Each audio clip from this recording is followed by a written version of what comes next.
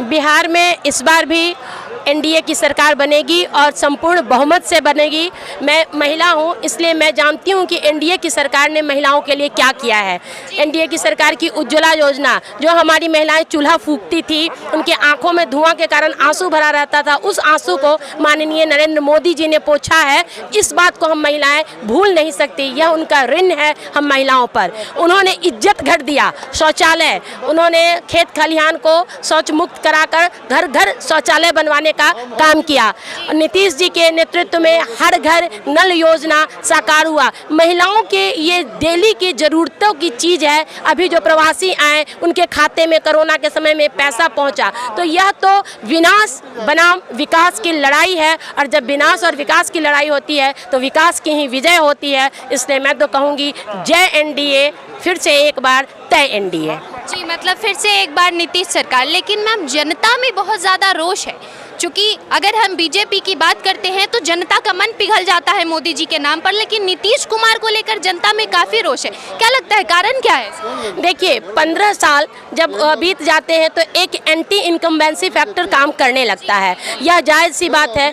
और लोगों को शिकायतें होंगी, अपनों से शिकायतें भी होती हैं, कुछ काम विकास के हुए हैं, कुछ अभी होना बाकी है। लेकिन जो हमारे जेन्युइन मुद्दे हैं, जैसे बिजली पर काम हुआ, सड़क पर काम हुआ, और स्वास्थ्य मंत्रालय के जरिए स्वास्थ्य विभाग में काम हुआ, और अब बहुत सारी ज़रूरतें हैं। कभी भी मनुष्य की तमाम इच्छाएं, तमाम ज़रूरतें एक साथ पूरी नहीं होती, लेकिन हमने अब तक काम किया है, नीतीश जी ने अब तक काम किया है, तो आगे भी वो काम करेंगे। उनके साथ कोई भ्रष्टाचार नहीं जुड़ा है, उनके साथ कभी जेल जाने की नौबत नहीं आई है। तो जो विकास के रास्ते पर हैं, अगर जनता उनका साथ नहीं देती है तो जनता तय करे कि क्या उनको विनाश चाहिए। मैम, जनता का तो यही कहना है कि 15 राज्य के जंगल राज से त्रस्त होकर नीतीश कुमार को विकास की बागडोर सौंप दी गई। लेकिन अब कहीं ना कहीं नीतीश कुमार का जो विजन है, खासकर युवाओं का ये आरोप है कि वो विजन बिहार को लेकर खत्म होता जा रहा है। अगर बीजेपी के साथ ना आए नीतीश कुमार तो उनका विजन खत्म है। अब क्या कहेंगे?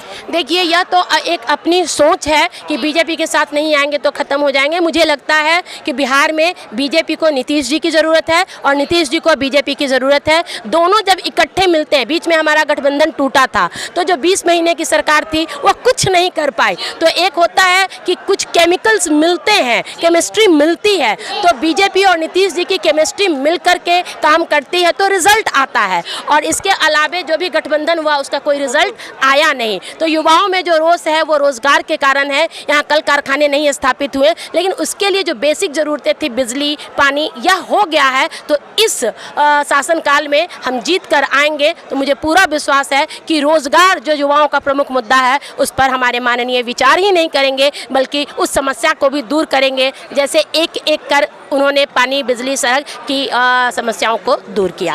अब हमारे साथ जुड़ रही हैं डॉक्टर रागिनी रानी मैम। हम इनसे जानेंगे, ममता मैम ने रोजगार की बात की, तो मैम तेजस्वी यादव का वादा है कि 10 लाख रोजगार देंगे। तो इस पर मैं सवाल ये लेना चाहती हूँ कि जब वो उप मुख्यमंत्री बने तब वो मॉल बनाने लगे, तब उन्होंने रोजगार की बात नहीं की। जब उनके पिताजी की सरकार चली 15 साल, तब उन्होंने रोजगार नहीं दिया, जैसा कि प्रधानमंत्री ने भी आज कहा अपने भाषण में। तो वो रोजगार कहाँ से लाएंगे मैम? रोजगार के लिए तो पहले हमें उद्योग का विकास करना होगा, और उद्योग के लिए जैसे आज माननीय अरुण जी ने भी एक मुद्दा रखा था कि प्रधानमंत्री को कहा जाए कि यहाँ बहुत सारी ज़मीनें उपलब्ध हैं, तो उसमें हम कोई भी औद्योगिक क्षेत्र इसको बना के लगा सकते हैं। और सही बात है, यही एक रास्ता है। जब उद्योग विकसित होगा तभी तो संभावनाएं होंगी रोजगार की। हवा में कहने से कि मैं 10,000 रोजगार दूंगा, ऐसी बातें नहीं होती हैं। ये सब हवा के साथ आती हैं, चुनावी बातें हैं, चुनाव के साथ जाती हैं।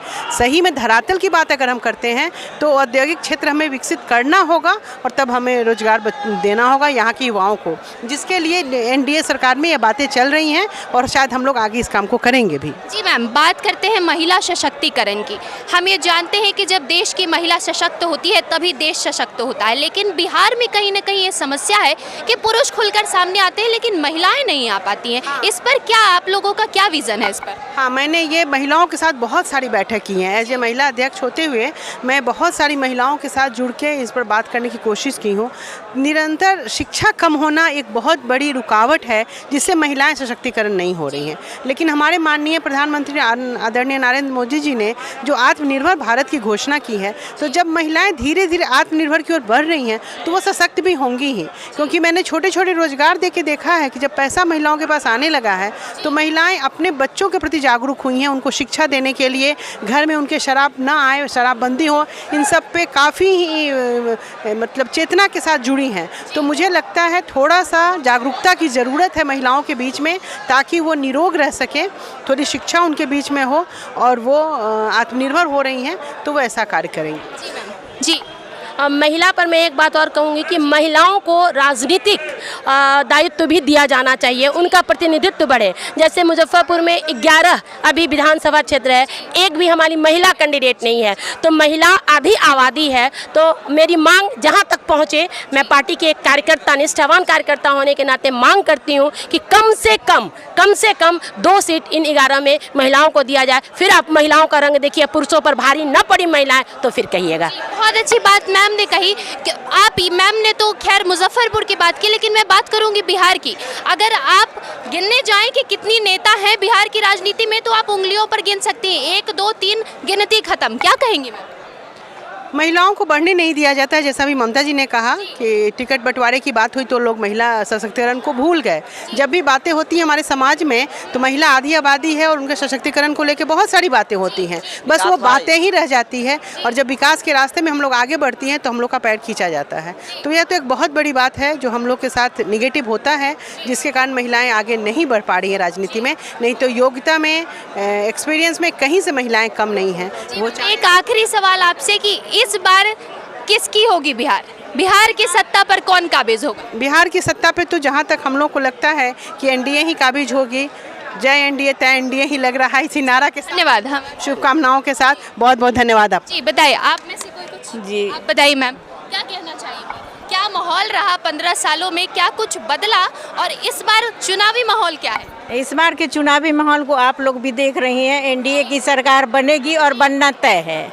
हाँ, 15 ऐसा दावा, इतना विश्वास क्यों? हाँ, क्यों? एकदम विश्वास है। पीछे का काम देख के लोग आगे बात करता है। अगर पीछे हम स्वच्छ छवि देख रहे हैं तो आगे के लिए भी संभावना हम लोग कर सकते हैं।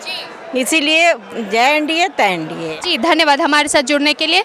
बिहार विधानसभा चुनाव के एक अपडेट को जानते रहने के लिए हमारे साथ जुड़े रहे और हमारे चैनल को सब्सक्राइब करना ना भूलें। धन्यवाद।